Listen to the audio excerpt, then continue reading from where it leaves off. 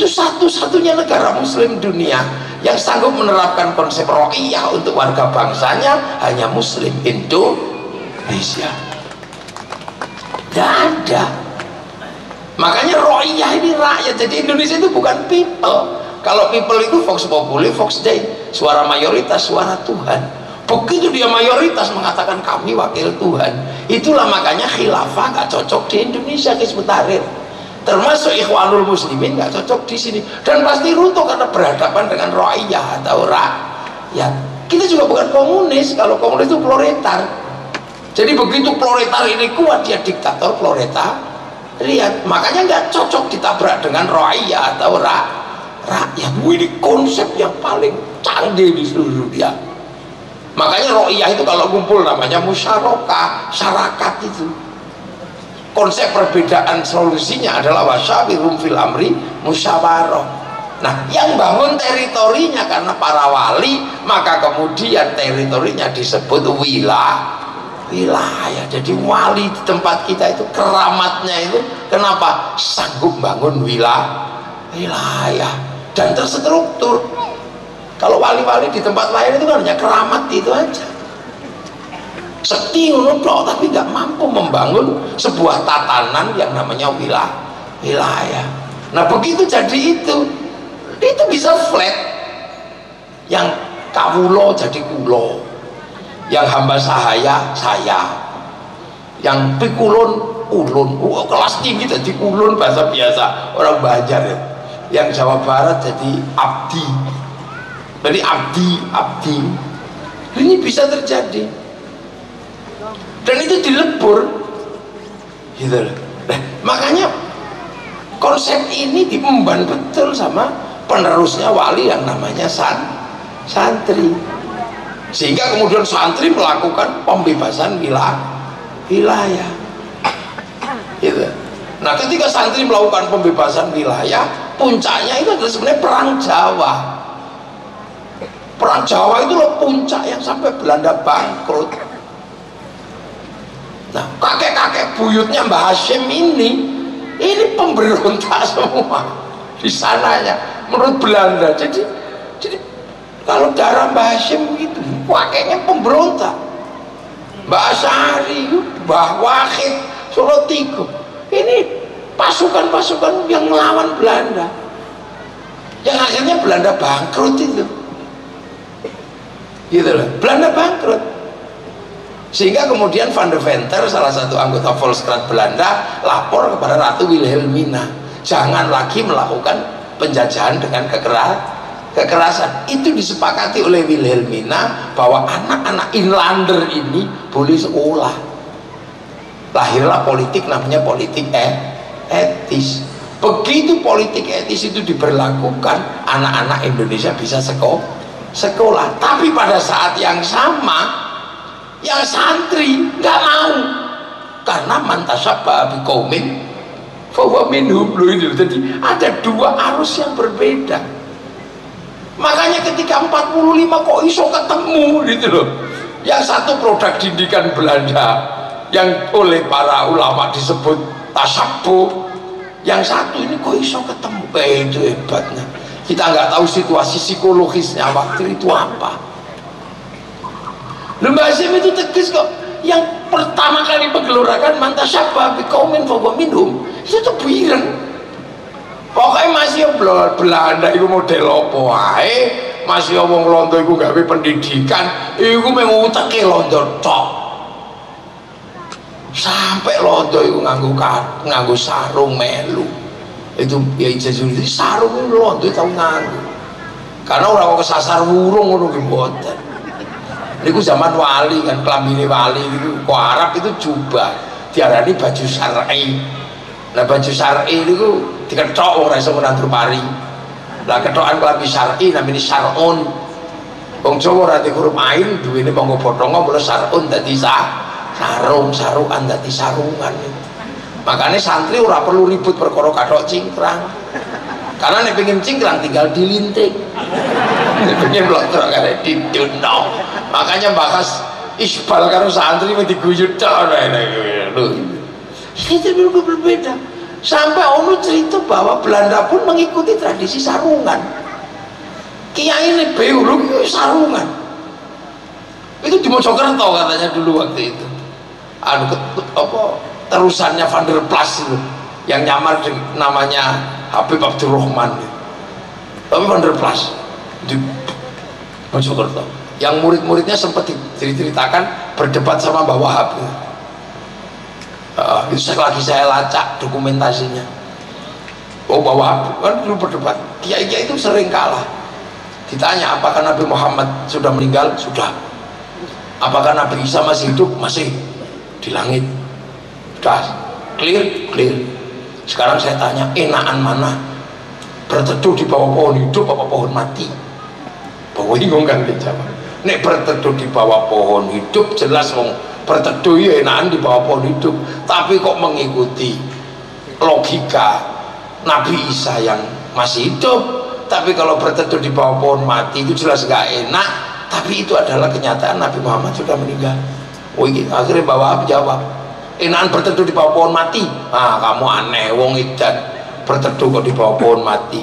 Sekarang kita rasakan di bawah pohon hidup pohon iso dicokot ular, tapi karena kita berteduh di bawah pohon mati aman. Bukti ini apa? Ini Belanda cakak wit mati apa ini?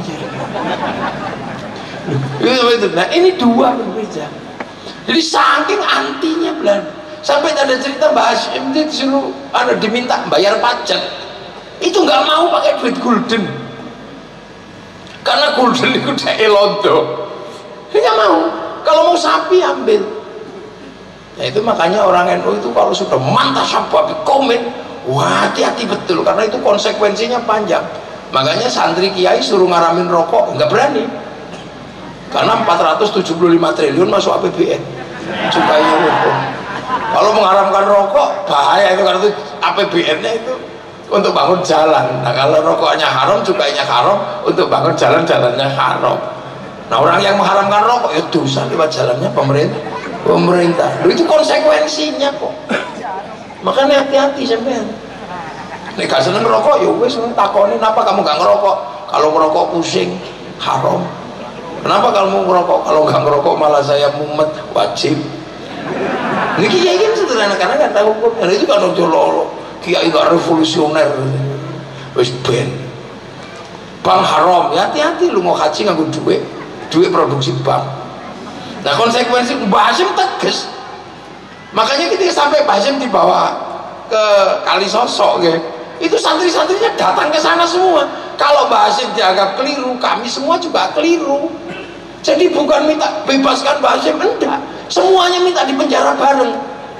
Sehingga mangan sopo. Makanya waktu Ustadz Bashir itu dipenjara, tiba-tiba bebaskan Bashir. Wah strategi ini kalah canggih kalau santri ini Mbah Hashim. Karena bebaskan, ya orang mungkin wong ini harus melalui keputusan hukum. Tapi nih aku minta dipenjara bareng. Terus yang teko wong 10.000 mbok mate iku kepala lapas sini mangan sopo. Itu makanya terus Mbah Hashim dibebaskan. Jadi ke semua pengen orang kok terus kemudian minta enggak, ayo di penjara bareng. Nah itu titik temunya ini titik temu ini yang kadang sampai hari ini nih Gus ini. Lah kita cari kok iso. Tiba-tiba kemudian Nahdlatul Ulama yang tadinya paling keras, tapi begitu melihat Indonesia, kok bisa bersama murid-murid hasil politik etis. Karena ternyata murid-murid politik etis itu juga perilakunya masih perilaku santri. Begitu mereka sekolah di Belanda, ternyata lebih suka main ke pasar luak, pasar Kelitian. Nah di pasar Kelitian itulah ketemu buku putih yang judulnya What is the Nation? Apa itu bangsa? Ditulis oleh Ernest Renan. Nah itu yang menyebabkan terjadi gerakan-gerakan kebangsaan. Pada saat yang sama di sini Mbah Hashim kubul waton minal iman. Isi pedo ini yang ada. Padahal mau dulu anti ini dua kelompok ini. Yang satu didikan Belanda, yang satu mantasabba biqaumin fahuwa minhum. Makanya kok tiba-tiba Mbah Wahab sama Pak Cokro, Mbah Hashim ini yang tiba-tiba ada struktur baru yang namanya Pancasila. Di situ tertulis kerakyatan yang dipimpin oleh hikmah kebijaksanaan dalam permusyawaratan perwakilan. Sebuah teks yang tadinya teksnya Wali Songo, itu teks Islam yang paling otentik, yang tidak pernah dirubah sampai ketika Indonesia merdeka, negara kesatuan Republik Indonesia dengan konsep Rohiyah, itu pemimpinnya Majelis Permusyawaratan Rakyat. Bahasa Arab blejet itu, jadi nggak diganti Dewan Perwakilan Rakyat. Bahasa blejet. Majelis itu kan tafassahu fil majalis wafsahu yafsakhillah itu. Dan Bung Karno sama di situ berbicara ketuhanan, kemanusiaan, tapi ini teksnya menggunakan bahasa Arab. Apa persatuan Indonesia, kerakyatan yang dipimpin bahasa Quran semua. Keadilan menggunakan bahasa adilun, kemanusiaan yang adilun, beradab, tapi bahasa Arab. Jadi makanya kalau ada orang mengatakan negeri ini tohut, ini mesti ngopi ini udah pasti atuh. Ini. Dan ketika itu terjadi konflik dalam urusan agama, semuanya nyerahin ke Basyim. Ya sudah, kamu kalau anti dengan kebijakan-kebijakan hasil politik etis, tapi bahwa kita juga mensepakati bahwa bangsa ini harus ada. Satu mengatakan udah bisa adaptasi dari yang namanya Islam harus utuh komplit, karena Islam ini ya'lu wa la yu'la. Jadi Basyim ya enak, ya sudah kita duduk bareng aja deh kalau gitu, berdiri nyai Majelis Islam A'la. Jadi jangan dikira NU ini dari dulu sudah mensepakati pertemuan antar kelompok firqah-firqah di dalam Islam. Nyai ketuanya Basyim Majelis Islam A'la. Ketika kemudian bener-beneran ribut lagi, butuh namanya Majelis Syuro, Masyumi, Basyim lagi. Tapi begitu negara ini membutuhkan kekuatan satu untuk terus berjalan, NU lagi yang mengambil sikap keluar dari Masyumi, gabung dengan Bung Karno. Makanya saya tanya waktu itu, yang kebetulan Bahwar Mansur itu, saya tanya Bahwar, fitnah apa yang diterima oleh NU ketika NU tiba-tiba keluar dari Masyumi Sawadil A'zam waktu itu, tiba-tiba gabung di dalam Nasakom. Bahwar bercerita, wah niku waktu niku us fitnah ngeten, delok niku kupluke Kiai Wahab jerune ana gambar Palu Arit, jadi sampai ngoten. Jadi huwa seperti itu dari dulu udah. Makanya kemudian ketika pilihannya adalah perang, itu pilihan yang sudah memang dari awal disepakati. Karena apa? Ini pilihan wilayah kok, daerahnya para wali. Cuman konstelasi ini tidak pernah digarap, peristiwa psikologisnya nggak pernah digarap, gitu. Landasan apa historiografinya juga tidak pernah dicari. Nah ini menjadi tugas museum ini, penjenengan untuk ngumpulin lagi, karena ini sudah menjadi hari santri. Artinya terminologi ini sudah disepakati oleh negara. Jadi ambil alihnya adalah ambil alih struktural. Yang tadinya gelenak-gelenik, ya gelenian kaum republik ini. Nah itu dicari. Mungkin ada referensi titik temunya di mana. Kok iso yang satu hasil politik etis, yang satu hasil mantasyabbaha biqaumin fahuwa minhum, kok tiba-tiba jadi satu berbicara bangsa dan negara? Kalau itu ketemu teks-teksnya, faktanya jelas ketemu, faktanya ono, tapi titik temunya, rembukane itu kalau ketemu, karena negara lain nggak bisa. Beberapa negara menerapkan konsep-konsep yang seperti ini, saya nggak bisa. Makanya Islam itu yang bergerak kemana-mana macet, tapi yang kesini bener-bener tumbuh subur. Terbesar hari ini Muslim di dunia itu di Indonesia. tapi tetap dengan konsep ro'iyah, berbeda-beda tapi saling tanggung jawab, sehingga tidak ada diktator mayoritas. Sekuat apa gelombang kemarin itu, pilpres yang kemarin gagal karena apa? Masih ada NU, masih ada nalar yang di bawah sadar ketika bangsa ini komplit membangun pola kebersamaan, nggak pernah berhenti.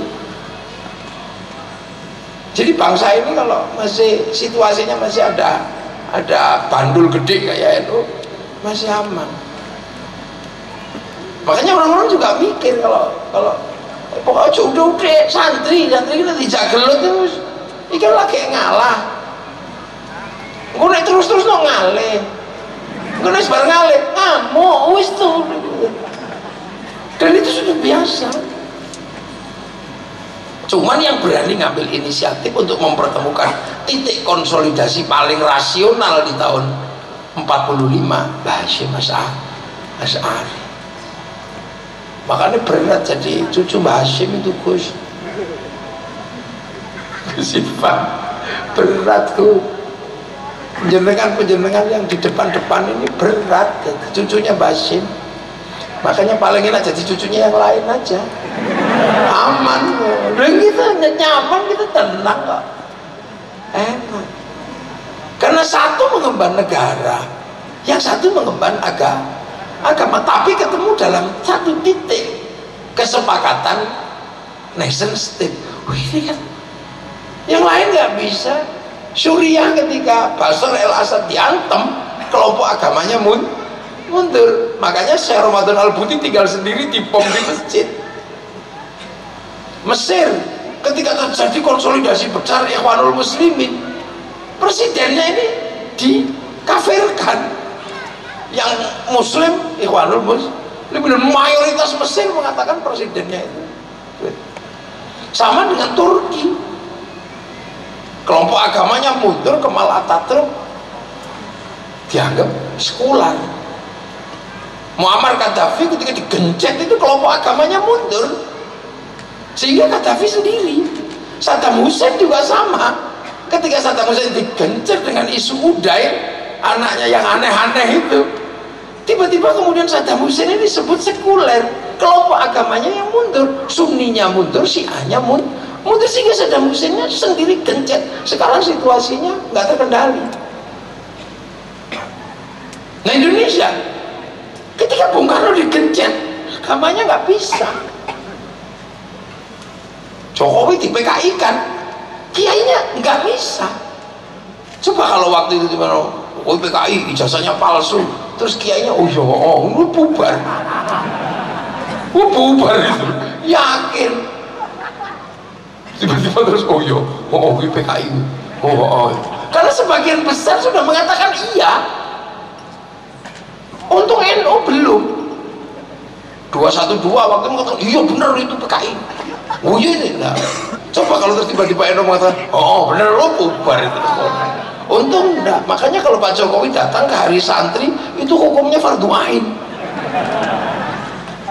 Dia kan bisa datang. Nah kalau enggak, Indonesia enggak bisa itu. Bung Karno ketika sudah di PKI kan sama Mas Sumi, Bung Karno itu kiainya maju enggak.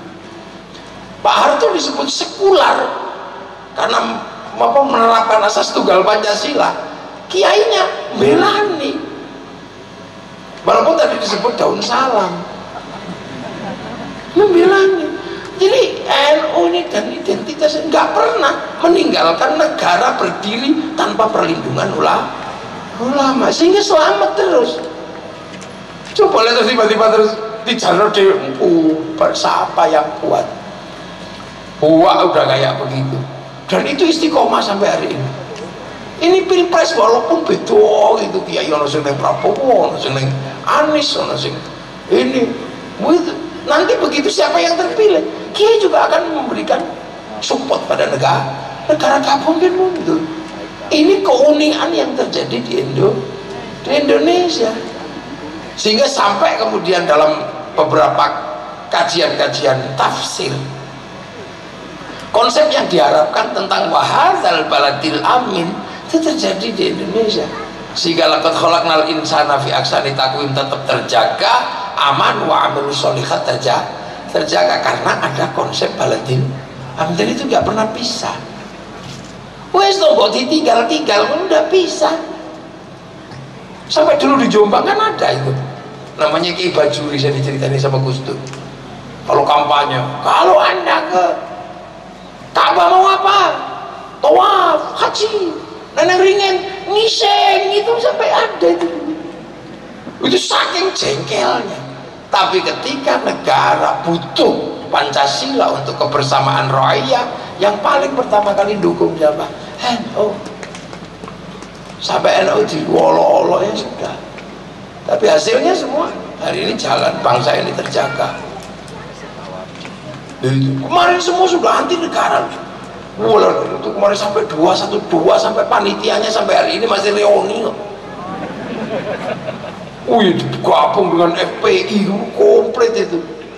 Jadi presiden terpilih adalah PKI. Presiden terpilih ijazahnya palsu, plonga-plongo.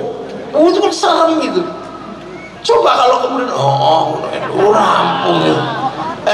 NU santri melu, bubar. Iya. Mana kedali, kecemplung kali. Iya, Pak. Aku ya lali tadi. Pak Jazuli ya wis lali. Itu nggak pernah meninggalkan. Makanya begitu ada pilpres jangan heran kalau kiai juga kumpul di sana, kumpul di sini. Ya terkadang dikumpulkan sama Pak Prabowo, besok dikumpulkan sama Pak Anies, besok dikumpulkan sama Pak Ganjar. Ora apa-apa, mau podo-podo kayak Ibisaro. Jadi kan gitu, kan ini pesta demokrasi, suara pesta, orang perlu terus. Nah, kalau yang satu kan tiba-tiba, ini perang Badar, lu kan serem kalau sudah perang Badar. Kalau perang Badar itu kan sudah asyidda walal kufar. Padahal kita berada dalam ruang ruhama ubainahum untuk apa? Menjamin kehidupan nation state, menjamin kehidupan agama, menjamin kehidupan manusia. Tiba-tiba kemudian ada yang pilihannya sudah perang Badar. Iya betul.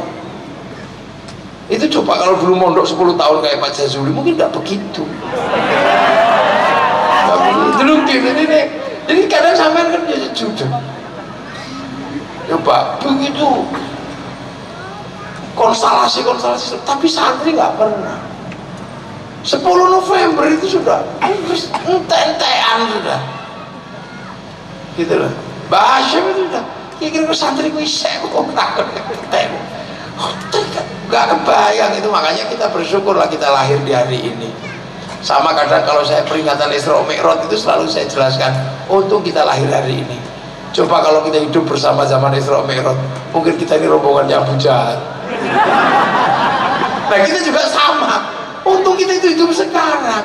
Yang darahnya itu darah betadin, ususnya itu usus ayam, ditaruh di perut itu jadi kayaknya kayak gini-gini, sehingga kita masih hidup. Coba kalau itu mati-mati beneran, dor ini geledak ya geledak. Nah jangan-jangan kita kalau itu lari waktu itu. Makanya kita beruntung di tahun itu ada sosok seperti Mbak Syima Sari yang sistem online-nya kita nggak ngerti kok bisa. Oh belum ada WA, ini mungkin udah WA zaman segitu. Oh iso tiba-tiba uang dalam waktu 3 hari. Ini sistem komunikasinya. Itu aja sampai teliti coba di museum itu. Iki biar komunikasi ini piye? Oh WA ya ndak ada. Itu kira-kira mau telepon, mau telegram sampai ke desa-desa tiba-tiba bergerak semua dalam radius 93 kilo itu piye? Itu kan nggak terteliti. Paling ya wis lah mau sakti udah wis Hasim ampun. Itu iya, tapi bahwa kemudian pasti ada mekanisme sosial, ono kurire, ada. Nah, itu tugasnya penjenengan mungkin sudah namanya museum, mengumpulkan mungkin kacamatanya apa, teksnya apa, itu penting. Karena hampir sekarang semua negara yang bangkit itu adalah negara-negara yang mampu menyelesaikan yang begini-begini, sehingga kemudian kita ini nggak lupa. Ini aja digoncang. Islam ini dulu datang dari Yaman apa datang dari apa Timur Tengah yang lain, itu tuh sekarang berdebat kayak gini sampai ribut nasab aja nggak selesai.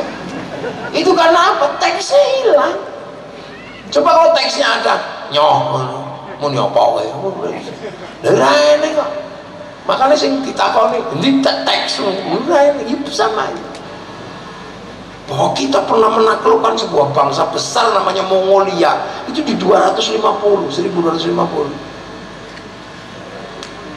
menaklukkan gitu. Kita bangsa penakluk karena kita nggak kebayang Eropa itu habis diajar Mongolia, Arab itu habis diajar Genghis Khan, itu Cina yang katanya kuat habis diajar Genghis Khan. Ini bangsa barbar betul loh, tapi begitu menyerang ke sini utusannya itu dipotong kupingi. Kita jadi bangsa apa dulu? Menci itu utusannya Mongolia, di sini kamu utusannya Genghis, potong kupingnya, kupingmu tinggal kamu pulang. Kemudian terjadi perang di Selat Malaka dan Mongolia habis. Satu-satunya bangsa yang pertama kali menaklukkan Mongolia itu bangsa dari Nusantara, namanya Singasari. Sehingga pasukan-pasukan berikutnya perang.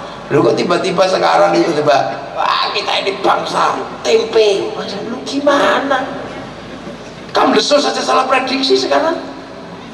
Dulu ketika datang kamu kalau nggak pinjam IMF kamu mati di 2021, sambil ditungguin di 2001, ditungguin gini Pak Harto, kamu tanda tangan, tanda tangan Pak Harto karena takut bangsanya mati. Sampai sekarang krisis belum selesai, bangsanya juga nggak mati-mati. Ini yang salah alat ukurnya atau bangsanya nggak mati-mati kan ini juga. Ini urusan PDRB aja kan kita sudah dihitung bangsa yang mati. Kita nggak kebayang loh Inggris gagal Brexit. Kita nggak kebayang Amerika gagal obligasi. Artinya bangsa kita ini mestinya sudah carut marut kriminalitas di mana-mana karena investasi nggak ada. Investasi itu kalau nggak ada lapangan kerja pasti hilang. Nah kalau lapangan kerja hilang kemungkinannya informal tumbuh. Informal itu potensinya cuma 2. Kalau nggak punya nyali kaki 5. Kalau punya nyali maling.